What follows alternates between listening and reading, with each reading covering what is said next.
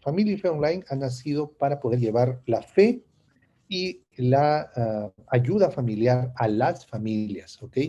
Y esto pues se logra a través de los medios de comunicación, estos medios de comunicación que estamos utilizando, como el Zoom, como diversas plataformas de transmisión. Ahorita estamos transmitiendo por Facebook y también estamos transmitiendo por YouTube.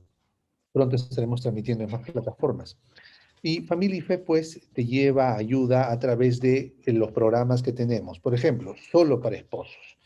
Solo para Esposos se transmite todos los días domingo de 9 a 10 de la noche y está dirigido por nuestra amiga Mayumi Arellano, psicóloga y con diferentes invitados.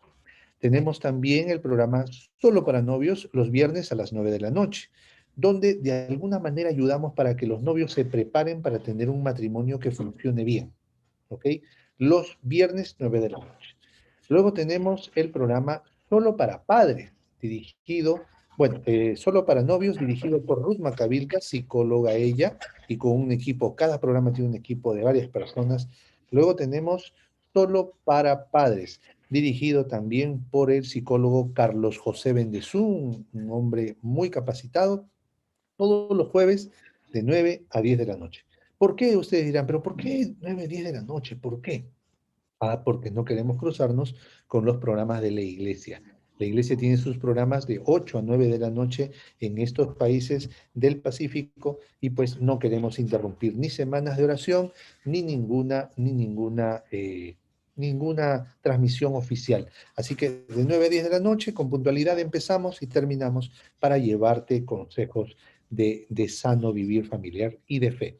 También tenemos el programa de Solo para Jóvenes. Solamente este y el otro sábado seguirá los sábados de 9 a 10 de la noche y luego pasaremos a hacer las transmisiones a través de los días miércoles de 9 a 10 de la noche solo para jóvenes. Vamos a hablar de varias cosas, varios temas que son exclusivos para jóvenes. Pronto, en 15 días más, estaremos teniendo un programa exclusivo para damas, solo para ellas, los sábados de 4 a 5 de la tarde. Ojo, no queremos chocar con sociedades jóvenes, así que los sábados de 4 a 5 de la tarde, solo para damas, dirigido por, dirigido por nuestra amiga, la psicóloga Estela Ramírez, y me olvidaba, solo para jóvenes, dirigido por la ingeniera Ángela Torres, solo para jóvenes. Y cada equipo tremendo. Este programa, la Biblia dice, es el único programa donde yo aparezco con mi familia de manera exclusiva, donde damos estudios bíblicos. Aquí compartimos la Biblia. Este es el aspecto de fe del Ministerio Familia y Fe Online. Y pues se vienen también más sorpresas, se vienen más programas. La idea es querer hacer crecer este ministerio para poderte dar el mejor servicio de manera gratuita, el mejor servicio para poder compartir la fe, especialmente en estos tiempos de pandemia. Bueno, estoy aquí con mis hijas en estos momentos. Estoy con Yehieli. Hola Yehieli, prende tu cámara, no te veo. ¿Cómo estás? Buenas tardes con todos, ¿qué tal? Es un placer tenerlos aquí un sábado más en el curso pues, de estudio bíblico. El tema de hoy, papá, está muy interesante y esperamos que lo disfruten mucho. Gracias, gracias. Y también está con nosotros mi otra hija, Ivana Sofía. ¿Dónde está tu cámara, Ivana? No te veo.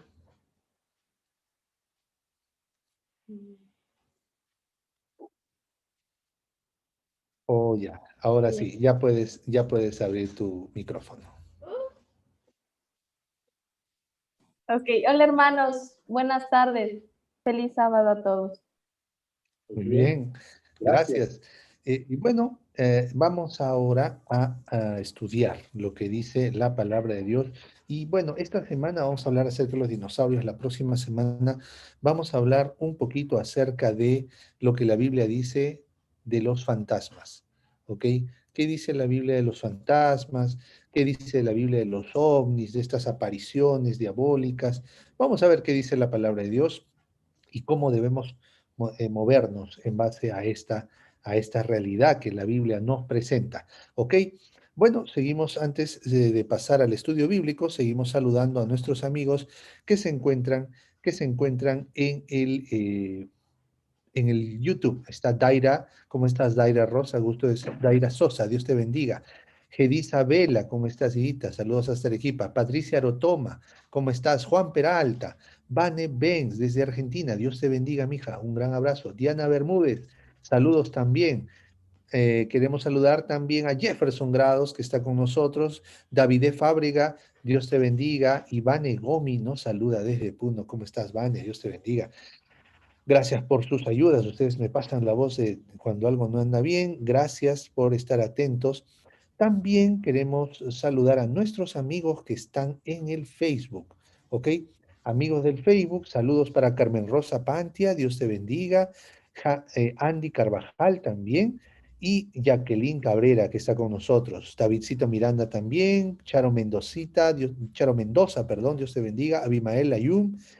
David Miranda, Juan Peralta, Claudia Judith está con nosotros, Denise Orofi, Lady Villavicencio, Carmen Rosa Pantia. Bueno, gracias. Y pues sí, me estaban pasando la voz del audio. Gracias también por estar atentos y ayudarme. Gracias por ser parte de la familia, familia y fe online. Bueno, vamos a estudiar la Biblia, ¿ok? Vamos a abrir nuestro estudio bíblico en estos momentos para poder ver qué nos enseña la Biblia acerca de los dinosaurios. Los dinosaurios fueron creados por Dios. Vamos a hablar un poquito de lo que dice la Biblia, lo que dice el Espíritu de Profecía y lo que dice también la ciencia. ¿Ok? Vamos avanzando. ¿Qué dice la Biblia en Génesis capítulo 1? Abramos nuestras Biblias, por favor, en el libro de Génesis, en el capítulo 1. ¿Ok? Dice ahí en el versículo 21, 1:21. A ver, Yehieli, ¿puedes por favor ayudarnos con Génesis capítulo 1, verso 21? Claro, aquí lo tengo y dice, y creó Dios los grandes monstruos marinos y todo ser viviente que se mueve, que las aguas produjeron según su especie y toda ave alada según su especie, y vio Dios que era bueno. Muy bien.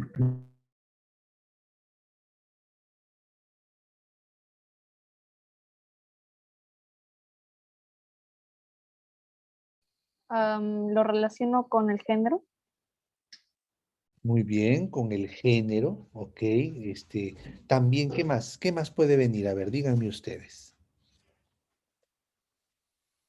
A ver, Yehi, ¿qué viene a tu mente cuando ves esta parte que dice, y fructificad, multiplicaos, pero antes el 21, eh, según su género, según su especie? ¿Qué te viene a la mente?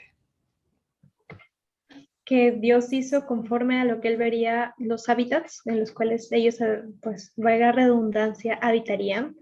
Fueron creados según para lo que fue planeado, por decir así, ya fueron planificados y la forma en la que iban a ayudar al nuevo ecosistema que el Señor estaba creando, ¿no? Y para las, a ver, me ordeno mejor. Fueron creados para así ayudar al florecimiento de ese planeta Tierra. Dios había previsto un plan para cada uno y cómo, según su género, según su especie, iban a ayudar en ese plan. Excelente, excelente. Yehieli nos ha tocado dos aspectos. Primero, que Dios crea en la palabra min, que es género o especie, Dios crea para dos objetivos, para muchos, pero vamos a resaltar dos.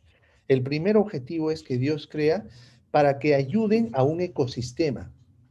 Y segundo, Dios crea también para que ellos, a su vez, sean una especie de maquinaria, que sean una especie de engranaje en el que, o que se integre a lo que Dios estaba haciendo. No hay nada ocioso en la creación, todo tiene un propósito. Hace años, cuando el profesor Fernando de Luqui estaba vivo, y fue mi profesor de varios cursos, en uno de los cursos que llevaba se llamaba Ciencia y Biblia. Y entonces nos puso dos imágenes. La imagen de los huesos del brazo del hombre y de los huesos del brazo de la ave. y dijo, ya ven, mira, aquí hay un húmero, aquí hay un cúbito y radio, aquí hay una semejanza. Entonces, las aves y los hombres hemos descendido de un ancestro común, por eso nos parecemos. En el sistema óseo nos parecemos. Bueno, entonces eso nos dejó confusos. Pero el mismo profesor Fernando de Lucchi nos decía, oiga, pero ustedes van a ser pastores, ustedes no pueden conformarse con eso que yo les digo, no pueden ustedes quedarse así con la boca abierta y van a salir de aquí diciendo, ay, el profesor de Lucchi nos quiere hacer ateos. No, ustedes deben saber que el mono, el caballo, todos los mamíferos que respiramos aire, tenemos que tener pulmones, ¿sí o no? Sí. Entonces, ¿qué? Porque tenemos pulmones, ¿descendemos de alguien, de un ancestro común? No. Necesitamos todos pulmones porque respiramos aire. Los que están debajo del mar necesitan diversos organismos, diversas estructuras para respirar, que todos descienden de un solo fondo, no, sino que necesitan la misma maquinaria. Y nos hacía pensar el profesor de Lucchi, nos hacía pensar. eh, si un mono necesita pues utilizar sus palmas, sus manos, entonces pues obviamente no estamos diciendo que los dos nos parecemos. Eso es un detalle. Dice así, mi querido, la palabra especie, o perdón, la palabra especie describe una diversidad que abarca en un solo término a animales tales como grandes monstruos marinos, animales de la tierra, milanos, etcétera. Entonces, cuando estamos hablando de Dios creó la especie, no está hablando pues que creó solamente uno por uno las cosas, sino que creó en masa una enorme cantidad de seres vivientes. ¿Me dejo entender?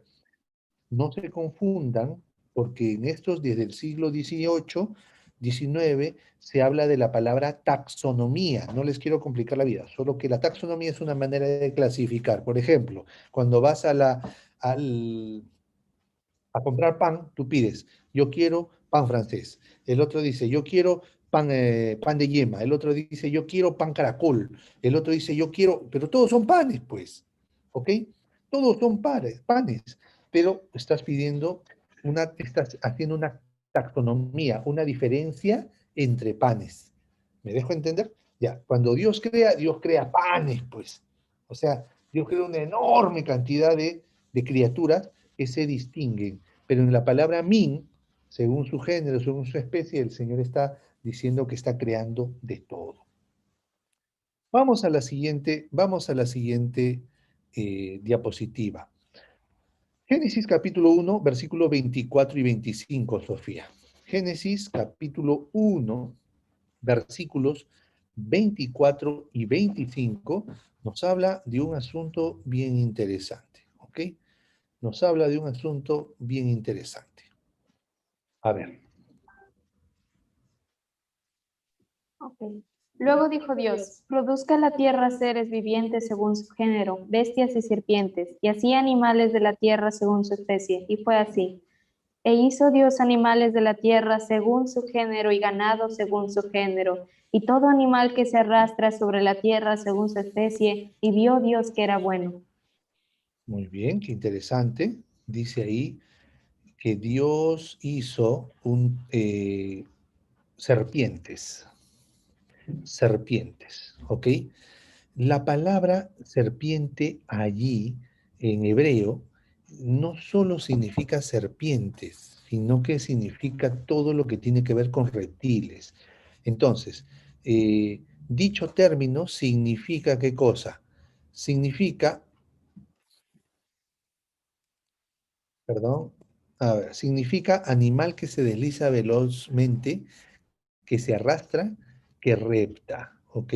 Conceptualmente, reptiles es la traducción más acertada desde el punto de vista del sistema zoológico, Desde las serpientes integran solamente uno de los 9 órdenes en que se subdivide la clase de los reptiles.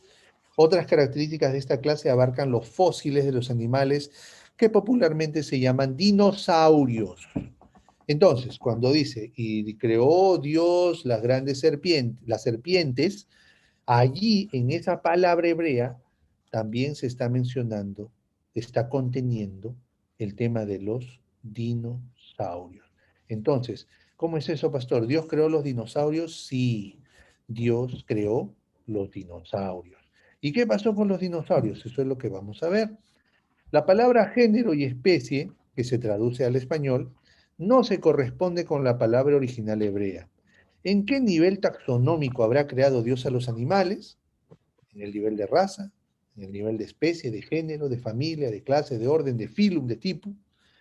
Como la palabra hebrea min no tiene un significado tan preciso ni restringido como en taxonomía, probablemente Dios creó arquetipos de los animales existentes, en muchos casos en el nivel de familia.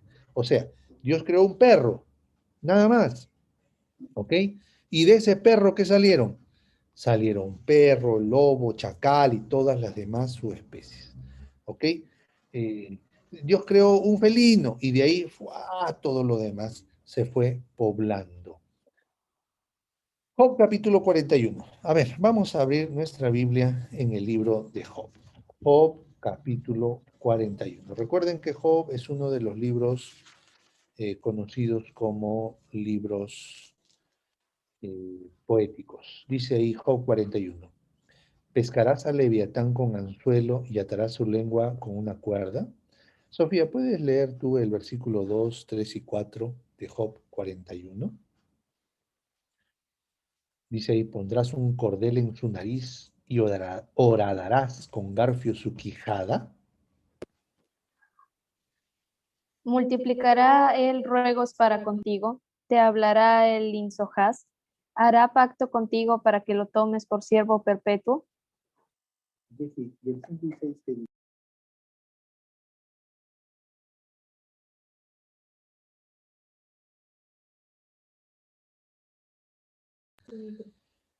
¿Jugarás con él como si fueras un pájaro o lo atarás para que tus hijitas jueguen con él? ¿Harás de él banquete, los compañeros lo repartirán los mercaderes entre sí? ¿Qué más dice Yehieli? El 7 y 8.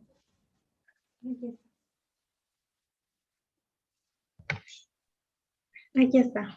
Dice, ¿cortarás tú con cuchillo su piel o con arpón de pescadores su cabeza? Pon tu mano sobre él, recordarás luego la lucha y no volverás a hacerlo. Muy bien, aquí estamos hablando de el Leviatán. En el libro de Job, que es un libro que se escribió más o menos en el año 1450 antes de Cristo, para la gente que cree en la evolución, pues el hombre sobre la tierra tiene millones de años, ¿no? Tiene millones de años, mientras que las personas que creemos en Cristo, en la Biblia, pues nosotros consideramos que el ser humano en la tierra no tiene más de 6.000 o 7.000 años. No es más. Entonces, cuando hablamos de que fue escrito el libro de Job 1450 antes de Cristo, pues estamos hablando de mucha antigüedad del ser humano y pues estaríamos hablando de que se verían quizás la presencia de dinosaurios en los tiempos de Job. Alguien dirá por ahí, pero en el diluvio no fueron destruidos. El diluvio fue una destrucción de agua y es muy probable que los grandes dinosaurios que hayan quedado hayan sido dinosaurios acuáticos, ¿ok? Y el leviatán pues correspondería en su descripción muy probablemente a un plesiosaurio, ¿ok? Pastor, ¿y el plesiosaurio estaba en todo el mundo? Es probable, porque aquí en el Morro Solar de Lima, en el Perú, se encontraron también vestigios de un plesiosaurio. ¿Ok? Entonces, y en Chimbote y en el sur, sí, se encuentran fósiles, ¿ok? De grandes monstruos. La pregunta es, ¿Dios creó esos monstruos?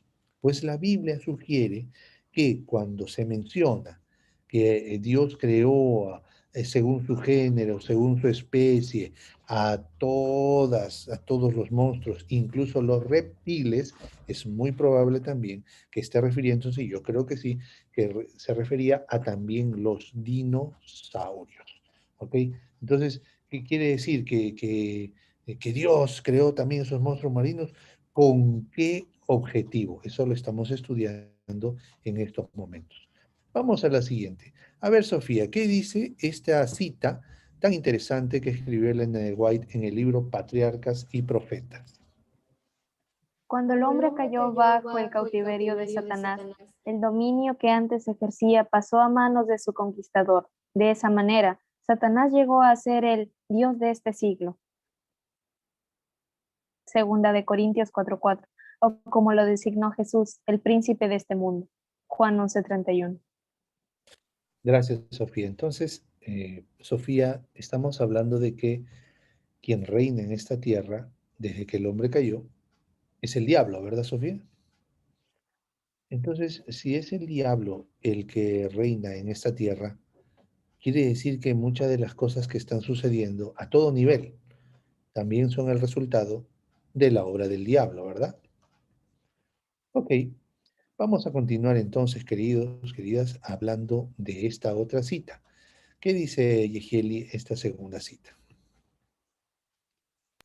El apóstol Pablo dice que toda la creación está bajo la esclavitud de la corrupción y que por eso gime. Elena de White explica que, con el transcurso de los años, el tamaño de las bestias y la duración de sus vidas han degenerado. Los malos hábitos de los hombres las han hecho sufrir más de lo que de los que hubiesen sufrido sin ellos. Eso está en mensajes selectos. Quiere decir que las bestias también han sufrido el impacto del pecado. ¿Ok? No es que las bestias van evolucionando para bien. Según esta cita, Soledad, las bestias van evolucionando más bien para mal. No existe tal cosa como que, wow, vamos a evolucionar y vamos a ser cada vez mejores. No, sino que, según esta cita, las bestias más bien se van degenerando y se condice, no se contradice, sino se condice con lo que dice la palabra de Dios. A ver, Yehieli, vamos a leer la siguiente cita. En otro lugar, ella afirma que Dios jamás hizo una espina, un cardo o una cizaña. Estas cosas son obras de Satanás, el resultado de la degeneración introducida por este entre las cosas preciosas. Muchas gracias. Entonces, Yehieli, estamos hablando de que todo lo malo, todo lo agresivo, todo lo doloroso fue introducido por Satanás.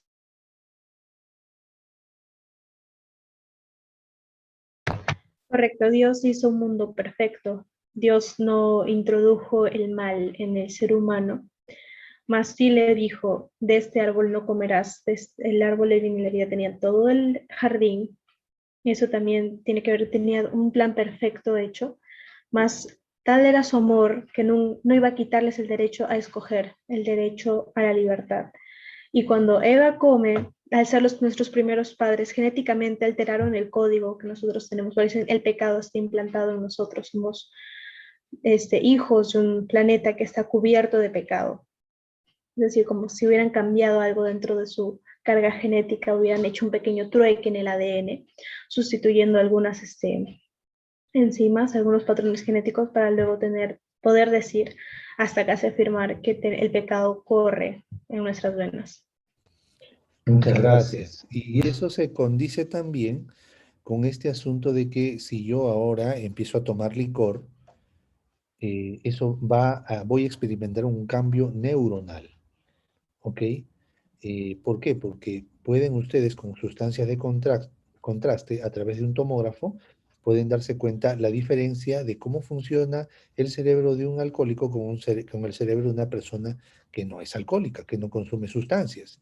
Entonces hay un cambio que se conoce como adaptación. Pues, ¿cómo habrá hecho el enemigo que cuando ingresó el pecado, lo que hizo fue que a una hasta la naturaleza, por eso la Biblia dice que la naturaleza gime a una. Es decir, toda la naturaleza se afectó y no solamente se afectó a nivel de clima, sino también a nivel probablemente genético. ¿Cómo se dio esto? Pues tendríamos que ir estudiando, tendríamos que ser biólogos para ver el proceso de adaptación de los animales a los climas y cómo se volvieron agresivos para defenderse, ¿no? Del mismo hombre. Sofía, ¿qué dice? Y nos comentas, por favor, la siguiente cita. Una de ellas aparece claramente expresada en la siguiente declaración. Toda especie de animal que Dios había creado fue preservada en el arca. Las especies confusas que Dios no creó y que fueron el resultado de amalgamas fueron destruidas por el diluvio. Mensajes selectos del libro. Se podría reemplazar la palabra amalgama por cruzamiento o hibridación, aunque no necesariamente son sinónimos. Sin embargo, en la época y el país en el que Elena G. de White escribió esta cita, la palabra amalgación significaba un proceso biológico de mezcla de razas. 16. Lo que podría equivaler al cruzamiento o hibridación actual. Ajá, entonces quiere decir que en aquella época, Quiere decir que en aquella época probablemente pues el, el cruzar eh, un tigre con un león podría producirse algo, ¿verdad? Como ahora se conoce como el ligre, ¿verdad, Sofía? Sí, haciendo combinaciones de creaciones que Dios no había permitido. Ya, eso es amalgama, eso es amalgamar. Pero, ¿qué sale si junto genes de un elefante con los de un murciélago? ¿Sale algo? No. No. Y no sale, ¿saben por qué? Y no estoy hablando de que haya un cruce físico, sino un cruce de laboratorio.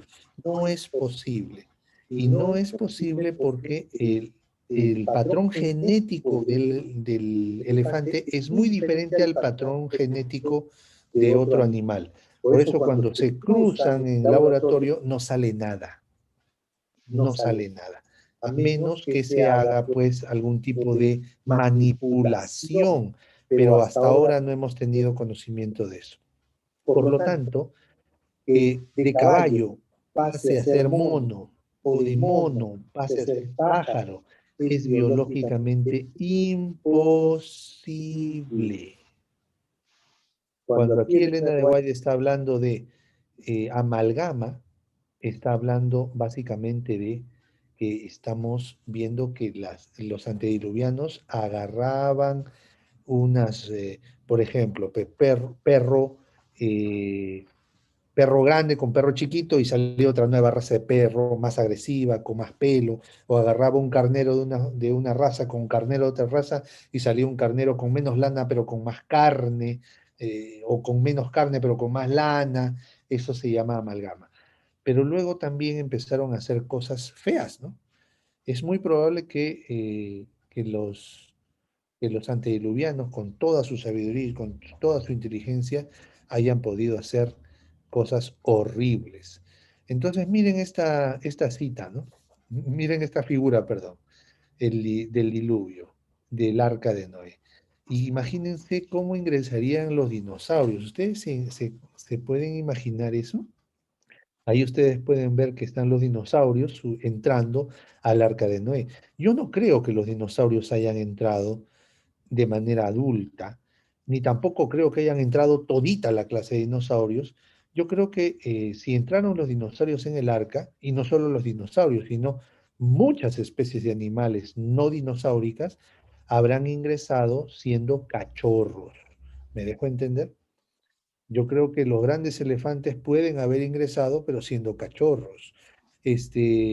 Los caballos quizás siendo cachorros, las jirafas quizás siendo cachorras. Y también estos enormes dinosaurios que eran hasta vegetarianos, que no le hacían daño al hombre, también ingresaron siendo cachorros. Entonces, no había pues forma de decir, de saber que cómo va a entrar este tremendo animal al arca si el arca era chiquita. Pudieron haber entrado, pero de forma infantil, y así pues se pudo haber acomodado. Ahora, no entraron pues, tampoco las 100 razas de perros, ¿ok? Entró una pareja de perros. No entraron también las 100 razas de halcones, entró solamente, es decir, las especies troncales, nada más. Tampoco no entraron pues toditas las clases, toditas, no, no, no, no fue así, no fue así, sino que se entraron especies básicamente troncales, ¿ok? Eso, por favor, para que ustedes puedan tenerlo en cuenta, a fin de que puedan también entender un poquito y podamos entender un poquito cómo fue este caso del diluvio. Entonces sí tiene sentido que puedan haberse salvado los dinosaurios. Ahora, miren esto que nos dicen, ¿no? En la evolución. En el proceso evolutivo, dice que hace miles de millones de años había un caballito, un Eohippus, que se movía con sus deditos. Después apareció el Mesohippus, después apareció el Merichippus, el Filohippus y el Equus, el actual. El Eohippus, el primero, se corría sobre sus dedos, pero al darse cuenta que era más rápido correr sobre un dedo, fue evolucionando hasta convertirse en Equus o en el caballo actual que corre básicamente sobre un casco, no sobre un dedo. La cuestión ahora es, no existe la máquina del tiempo para ver si esto es verdad, no existe. Alguien dice, oh sí, pero aquí está probadito, porque están los fósiles, existen los fósiles. No podemos decir que no existen, están los fósiles. Pero el Eohippus se encuentra en Australia, estoy imaginándome, el Mesohippus se encuentra en África, el Merihippus se encuentra en Europa, el Filohippus se encuentra en otro lado, como que para evolucionar se mudan. Ah, ya, nos toca evolucionar, mudémonos. Suena gracioso, suena risible. En todo caso, en una sola zona geográfica debieran haberse encontrado por estratos geológicos los diferentes fósiles. Pero el fósil de Merichippus se encuentra en un estrato inferior a donde se encuentra el fósil de Eohippus. Entonces no tiene sentido. No, esto es una fantasía. Esta es la fantasía evolucionista, que no tiene un sentido lógico. Alguien dirá, pero tampoco tiene lógica que Dios haya creado ¡pum!, de la nada. Bueno, ¿qué tiene más lógica? ¿Me hice solo de la nada o alguien me hizo? ¿Qué tiene más lógica? Si queremos ser netamente, si queremos ser netamente lógicos, nada más, ¿no? Porque si se pretende que la evolución es científica, pues eso es falso. La evolución no es científica, porque para que haya ciencia tiene que haber experimentación y no existe máquina del tiempo para poder experimentar y ver el Eohippus convertirse en Mesohippus, convertirse en Merihippus y luego ser caballo. No existe. Lo que sí podemos ver es que hay un cambio, ¿dónde? Hay un cambio en, ¿qué cosa? Hay un cambio dentro de la misma especie. Podemos ver entonces que hay perros de raza pequeñita, de raza mediana, de raza grande, pero si yo cruzo en laboratorio un perro de raza grande con un perro de raza chiquita, ¿va a salir perro? Sí. No es que va a salir gaperro, no es que va a salir pajaperro, no, va a salir perro, ¿ok? Dentro de la misma especie sí hay combinación y sí hay variación. A eso se le conoce como microevolución. Y este es otro cuento de fantasía, ¿no? Que del esqueleto de un reptil se parece al esqueleto de un fósil de dinosaurio y de ahí salen las aves. Esa es otra fantasía. Primero, no existe la máquina del tiempo. Segundo, estos animalitos, tanto el Archaeopteryx como el esqueleto del tecodonto, tendrían pues hábitats similares, ¿ok? Para tener pues de alguna forma alguna similitud. Ahora, si quieren decir que porque tenemos columna vertebral todos y nosotros también tenemos columna vertebral, tenemos un ancestro común, eso es jalarme de los pelos que no tengo. No, no, todos necesitamos pues una columna vertebral. ¿Ok? Y bueno, vamos ahora a ir terminando con esto. A ver, Sofía, ¿Qué nos dice esta cita? ¿Qué nos dice esta cita, Sofía, de Patriarcas y Profetas, página 78? Los frutos de la tierra eran de una gran variedad y de una abundancia casi ilimitada. Los árboles superaban el tamaño, la belleza y la perfecta simetría a los más hermosos del presente. La madera era de magnífica fibra y de dura substancia, muy parecida a la piedra y apenas un poco menos durable que esta. Además, abundaban el oro, la plata y las piedras preciosas. Muchas Muchas gracias. gracias. Entonces, Sofía, la madera era tan dura como ¿qué dice? Tan dura como la piedra. Tan dura como la piedra. Tan dura como la piedra. Yo me imaginaba entonces de dónde salió porque está el fósil del tiranosaurio Rex. Ahí está el fósil. Ustedes ven una recreación. Ahora, no crean pues que el tiranosaurio Rex haya sido así, que de un hueso yo no puedo saber cuál es su color de ojos ni su color de piel. Eso es imposible. Por un hueso yo no puedo saber. Esto se llama recreación artística. A un artista, biólogo, se le ocurrió que así podría ser, pero no es que así fue, ¿ok? De repente este animal que vemos acá sus huesos, su fósil, su función era comerse esos árboles tan duros como la piedra. ¿Quién sabe? Porque si los árboles siguen creciendo y creciendo, creciendo, de repente ahorita ya no habría humanidad, estaríamos viviendo encima de los árboles. Pero estos animales quizás era su función comerse pues los árboles, ¿no? Con semejantes mandíbulas, capaz de poder, capaz de poder destruir esa fibra del árbol tan dura como la piedra. ¿Quién sabe? Entonces, como dijimos al comienzo de este estudio, todo tiene un propósito en la creación. ¿Qué dice Yehiel esta cita interesante? Los antediluvianos eran muy superiores a nosotros en todo sentido y seguramente eran capaces de hacer mucho más de lo que hoy se hace. Adán tenía más que el doble de estatura de los hombres que ahora viven en la tierra. Había muchos gigantes, hombres de gran estatura y fuerza, renombrados por su sabiduría, hábiles para proyectar las más sutiles y maravillosas obras. Dones espirituales, libro 3, página 34. Muy bien.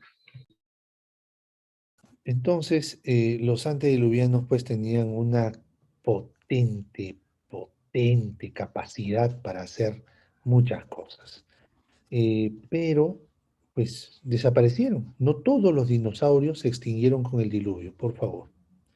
No todos los dinosaurios se extinguieron con el diluvio. ¿Cómo sabe usted eso?